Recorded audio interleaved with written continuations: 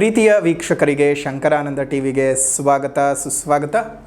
ಇವತ್ತಿನ ವಿಡಿಯೋನಲ್ಲಿ ಕ್ಯಾಲೆಂಡರ್ ತಿಂಗಳ ಮೊದಲನೇ ತಿಂಗಳಾದಂತಹ ಜನವರಿ ತಿಂಗಳ ಮಾಸ ಭವಿಷ್ಯ ಹೇಗಿದೆ ಅನ್ನುವಂತಹ ಮಾಹಿತಿಯನ್ನು ತಿಳ್ಕೊಳ್ಳೋಣ.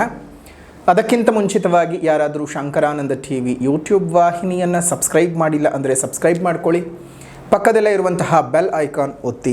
ಇನ್ಸ್ಟಾಗ್ರಾಮ್ ಪೇಜ್, ಫೇಸ್ಬುಕ್ ಪೇಜನ್ನು ಫಾಲೋ ಮಾಡ್ತಾ ಇಲ್ಲ ಅಂದರೆ ಫಾಲೋ ಮಾಡಿ. ಅದರಿಂದ ನೆಕ್ಸ್ಟ್ ಅಪ್ಲೋಡ್ ಆಗುವಂತಹ ವಿಡಿಯೋಗಳು ನಿಮಗೆ ನೋಟಿಫಿಕೇಷನ್ನ ಮುಖಾಂತರ ಬಂದು ತಲುಪತ್ತೆ. ಹೊಸ ಮಾಹಿತಿಗಳನ್ನು ತಿಳ್ಕೊಳ್ಳೋದಕ್ಕೆ ಸಾಧ್ಯವಾಗತ್ತೆ ಅಂತ ತಿಳಿಸ್ತಾ, ಈ ವಿಶೇಷವಾದ ಜನವರಿ ತಿಂಗಳ ಮಾಸ ಭವಿಷ್ಯ ಹೇಗಿದೆ ಅಂತ ನೋಡೋಕ್ಕೂ ಮುಂಚಿತವಾಗಿ ಈ ತಿಂಗಳು ಯಾವ್ಯಾವ ಗ್ರಹಗಳು ಬದಲಾವಣೆ ಆಗುತ್ತೆ ಮತ್ತು ಯಾವ್ಯಾವ ಗ್ರಹಗಳ ಸ್ಥಿತಿಗತಿಗಳು ಹೇಗಿದ್ದಾವೆ ಅನ್ನುವಂತಹ ಮಾಹಿತಿಯನ್ನು ನೋಡೋಣ. ಮೊದಲನೇದಾಗಿ 12ನೇ ತಾರೀಕು 1ನೇ ತಿಂಗಳು 2026 ಮಕರ ರಾಶಿಗೆ ಶುಕ್ರ ಪ್ರವೇಶ ಮಾಡ್ತಾ ಇದ್ದಾನೆ.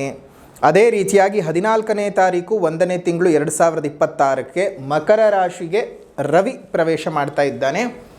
ಅದನ್ನು ನಾವು ಮಕರ ಸಂಕ್ರಮಣ ಅಂತ ಹೇಳಿ ಹಬ್ಬವನ್ನು ಆಚರಣೆ ಮಾಡ್ತೀವಿ, ಸಂಕ್ರಾಂತಿ ಹಬ್ಬ.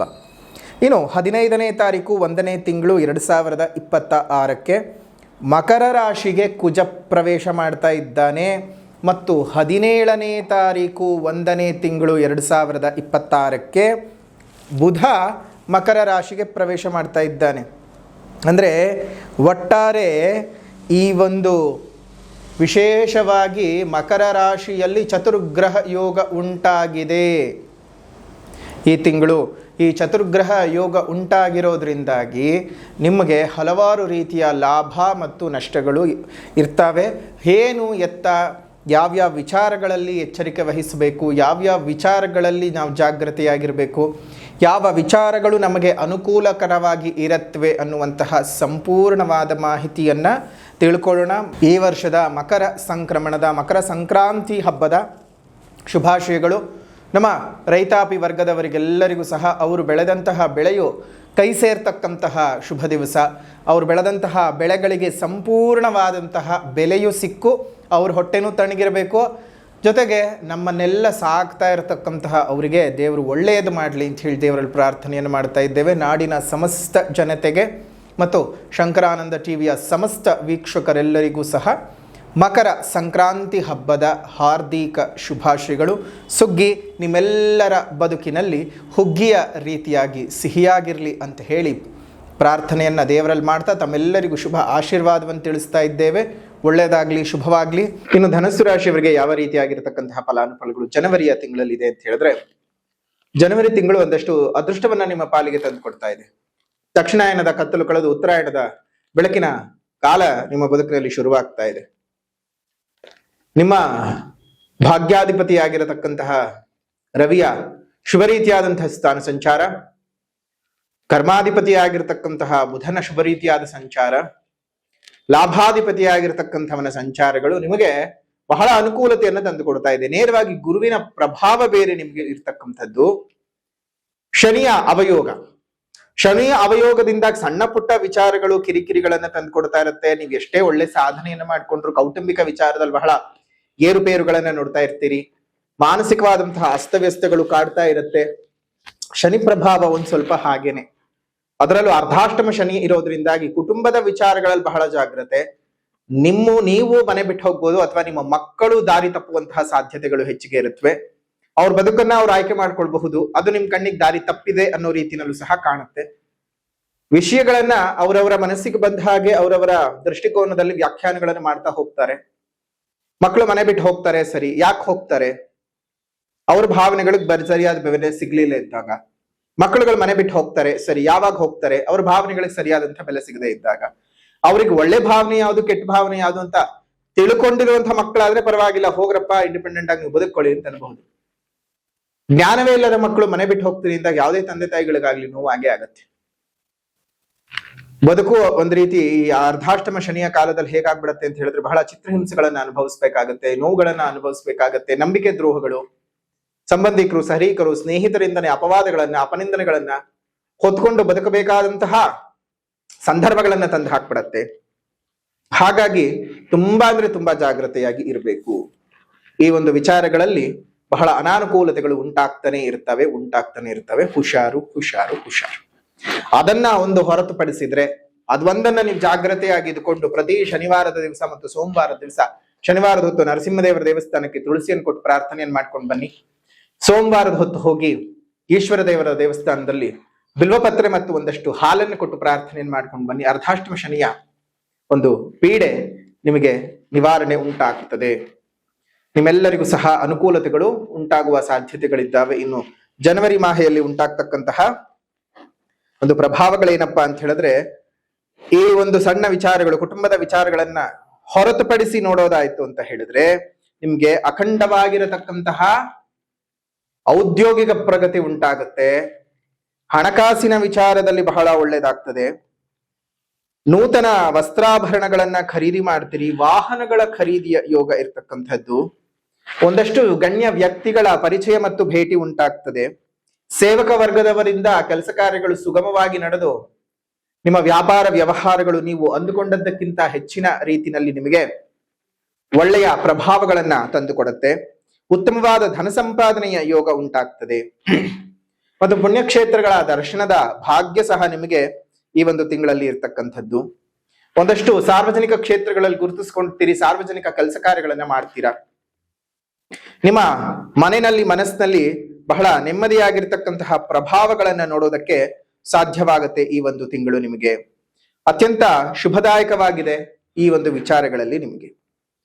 ಇನ್ನು ಸರ್ಕಾರಿ ಕೆಲಸದಲ್ಲಿದ್ದಂಥವರಿಗೆ ಶುಭ ರೀತಿಯಾದಂತಹ ವರ್ಗಾವಣೆಯ ಯೋಗ, ಶುಭ ರೀತಿಯಾಗಿರ್ತಕ್ಕಂತಹ ಒಂದು ಸ್ಥಾನ ಪಲ್ಲಟದ ಯೋಗಗಳು ಸಹ ನಿಮಗೆ ಇದ್ದಾವೆ.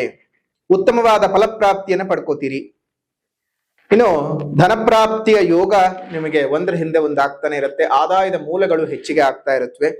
ವಿರೋಧಿಗಳು ನಿಮ್ಗೊಂದು ಸ್ವಲ್ಪ ಹೆಚ್ಚಿಗೆ ಆಗ್ತಾರೆ. ಆದ್ರೆ ಆ ವಿರೋಧಿ ಬಣವನ್ನ ನೀವೇನ್ ಮಾಡ್ತೀರಿ, ಉಪಶಮನ ಮಾಡ್ಕೊಳ್ತಾ ಹೋಗ್ತಾ ಇರ್ತೀರಿ. ಏನ್ ಯೋಚನೆ ಮಾಡುವಂತ ಅವಶ್ಯಕತೆ ಇಲ್ಲ. ಯಾಕಂದ್ರೆ ಗುರುವಿನ ಅನುಗ್ರಹ ನೇರವಾಗಿ ನಿಮ್ಮ ರಾಶಿಯ ಮೇಲೆ ಇರ್ತಕ್ಕಂಥದ್ದು. ಕೋರ್ಟ್ ಕಚೇರಿ ಕೆಲಸಗಳೇನಾದ್ರೂ ಇತ್ತು ಅಂತ ಹೇಳಿದ್ರೆ, ಈ ಅರ್ಧಾಷ್ಟಮ ಶನಿಯ ಪ್ರಭಾವದಿಂದಾಗಿ ಅದು ಸೋಲೋದು ಇಲ್ಲ, ಗೆಲ್ಲೋದು ಇಲ್ಲ. ಏನೋ ಒಂದ್ ರೀತಿ ಮ್ಯಾನೇಜ್ ಆಗ್ತಾ ಇರತ್ತೆ, ಮುಂದಕ್ಕೆ ಹೋಗ್ತಾ ಇರತ್ತೆ. ಸ್ವಲ್ಪ ರಾಜಿ ಸಂಧಾನಗಳೇನಾದ್ರೂ ಮಾಡ್ಕೊಳ್ಬೇಕು ಅಂದ್ರೂ ಸಹ ಬಹಳ ಒಳ್ಳೆಯದು.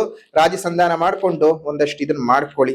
ಕೆಲಸ ಸುಮ್ಮನೆ ಕೋರ್ಟ್ ಕಚೇರಿ ಅಂತ ಅಲದಾಡೋದಕ್ಕಿಂತ ಕೋರ್ಟಿನ ಮುಖಾಂತರವಾಗಿ ರಾಜಿ ಸಂಧಾನಕ್ಕೆ ಅವ್ರು ಏನಾದ್ರು ಅವಕಾಶಗಳನ್ನು ಕೊಟ್ರೆ, ಕೂತ್ಕೊಂಡು ಮಾತಾಡ್ಕೊಳ್ರಪ್ಪ ಅಂತ ಏನಾದ್ರು ಆದೇಶವನ್ನ ಏನಾದ್ರು ಕೊಟ್ರೆ ಅದನ್ನ ಮಾಡ್ಕೊಳ್ಳಿ, ಒಳ್ಳೇದಾಗ್ಲಿ. ಇನ್ನು ನೌಕರರಿಗೆ ತುಂಬಾ ಕೆಲಸದ ಒತ್ತಡಗಳು ಜಾಸ್ತಿ ಆಗುತ್ತೆ. ಅದೇ ರೀತಿಯ ಕೆಲಸದ ಸಂಬಳನೂ ಹೆಚ್ಚಿಗೆ ಆಗುತ್ತೆ. ಉತ್ತಮವಾದಂತಹ ಪ್ರಮೋಷನ್ ಸಹ ಸಿಗತ್ತೆ. ನೀವು ಮಾಡುವಂತಹ ಕೆಲಸ ಕಾರ್ಯಗಳಿಗೆ ತಕ್ಕ ಹಾಗೆ ಒಂದು ಸಂಬಳ ಬರಬೇಕು ಅಂತ ಏನ್ ಯೋಚನೆ ಮಾಡ್ತೀರಲ್ಲ, ಅದೇ ರೀತಿಯಾಗಿ ನಿಮ್ಗೂ ಸಹ ಆ ಒತ್ತಡಗಳನ್ನ ನಿಭಾವಣೆ ಮಾಡುವಂತಹ ಶಕ್ತಿಯು ಸಹ ಇರ್ಬೇಕಾಗತ್ತೆ. ಇಲ್ಲ ಅಂದ್ರೆ ಬಹಳ ಕಷ್ಟ. ಸುಮ್ನೆ ನಾವು ಏನಕ್ಕೂ ಸುಮ್ನೆ ನಂಗೆ ಪ್ರಮೋಷನ್ ಕೊಡಿ ಅಂದ್ರೆ ಯಾರು ಪ್ರಮೋಷನ್ ಕೊಡ್ಲಾರು. ಆಯಾ ಸ್ಥಾನಗಳಿಗೆ ತಕ್ಕ ಹಾಗೆ ನೀವು ಕೆಲಸ ಕಾರ್ಯಗಳನ್ನ ಮಾಡುವಂತಹ ಒಂದು ಪ್ರಭಾವಗಳು ನಿಮ್ಗಿದ್ರೆ ಮಾತ್ರನೇ ನಿಮ್ಗೆ ಅದು ಸಿಗ್ತಕ್ಕಂಥದ್ದು. ಹಾಗಾಗಿ ಒಂದಷ್ಟು ಯೋಚನೆಯನ್ನ ಮಾಡಿ ಯೋಜನೆಯನ್ನ ಸರಿಯಾದ ರೀತಿಯಲ್ಲಿ ಮುಂದುವರಿಸ್ಕೊಳ್ತಾ ಹೋಗಿ. ಶುಭವಾಗ್ಲಿ. ಇನ್ನು ಖರ್ಚುಗಳು ಒಂದು ಸ್ವಲ್ಪ ಮಟ್ಟಕ್ಕೆ ಹೆಚ್ಚಿಗೆ ಆಗತ್ತೆ.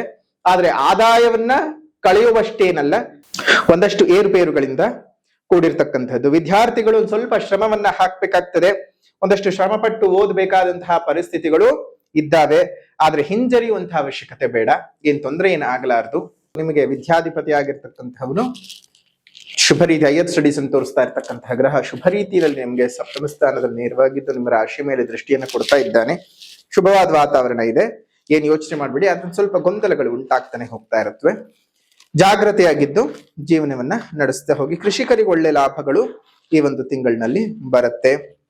ನಿಮ್ಮ ವ್ಯಾಪಾರ ವ್ಯವಹಾರಗಳು, ಉದ್ಯೋಗದಲ್ಲಿ ಇದ್ದಂತಹ ಅನೇಕ ರೀತಿಯಾದಂತಹ ಅಡಚಣೆಗಳು ಎಲ್ಲ ದೂರವಾಗ್ತಕ್ಕಂಥದ್ದು, ಲಾಭಗಳು ಬರ್ತಕ್ಕಂಥದ್ದಾಗತ್ತೆ.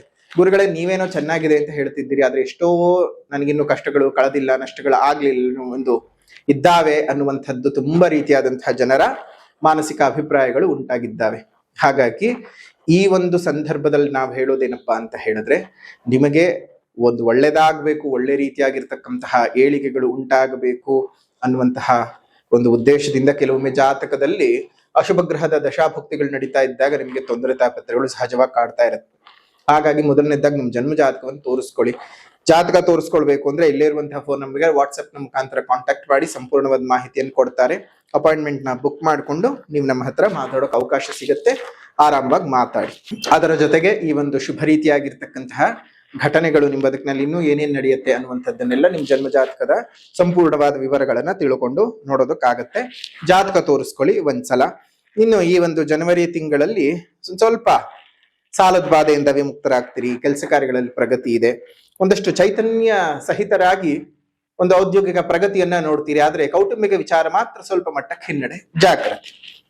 ಇನ್ನು ನೀವು ಮಾಡ್ಕೊಳ್ಬೇಕಾಗಿರ್ತಕ್ಕಂತಹ ಪರಿಹಾರನಾದ್ರೂ ಏನಪ್ಪಾ ಅಂತ ಹೇಳಿದ್ರೆ, ಮೊದಲನೇದಾಗಿ ಸಾಮಾಜಿಕ ಪರಿಹಾರ ಅಂದಾಗ ಪ್ರಕೃತಿಯನ್ನುಳಿಸಿ ಪ್ರಕೃತಿಯನ್ನ ಬೆಳೆಸಿ ಇನ್ನಿತರ ಜೀವ ಜಂತುಗಳಿಗೆ ಒಂದಿಷ್ಟು ಆಸರೆಯಾಗಿರಿ. ಮುಂದಿನ ಪೀಳಿಗೆಯ ಉಸಿರು ಚೆನ್ನಾಗಿರ್ಬೇಕಂದ್ರೆ ಹಿಂದೆ ಹಸಿರನ್ನು ಉಳಿಸ್ಕೊಳ್ಬೇಕು. ಹಸಿರನ್ನು ಉಳಿಸ್ಕೊಳ್ಳೋದ್ರ ಬಗ್ಗೆ ಜಾಗೃತರಾಗಿ ನಿಮ್ಮ ಸುತ್ತಮುತ್ತ ಇರುವಂತಹ ಉದ್ಯಾನವನಗಳಲ್ಲಿ ಒಂದೊಂದು ಹಣ್ಣಿನ ಗಿಡಗಳನ್ನು ನೆಟ್ಟು ಪೋಷಣೆಯನ್ನು ಮಾಡಿಸಿ, ಅದರಿಂದ ಮುಂದಿನ ದಿನಮಾನಗಳಲ್ಲಿ ನೀವು ನೆಟ್ಟು ಬೆಳೆಸಿದಂತಹ ಗಿಡ ಮರವಾಗಿ 4 ಪಕ್ಷಿಗಳಿಗೆ, ಪ್ರಾಣಿಗಳಿಗೆ ಆಸರೆಯನ್ನು, ಆಹಾರವನ್ನು, ನಮ್ಮೆಲ್ಲರಿಗೂ ಪ್ರಾಣವಾಯುವನ್ನು ಕೊಡೋದನ್ನು ನೀವೇ ನೋಡಿ ಸಂತೋಷ ಪಡಬಹುದು.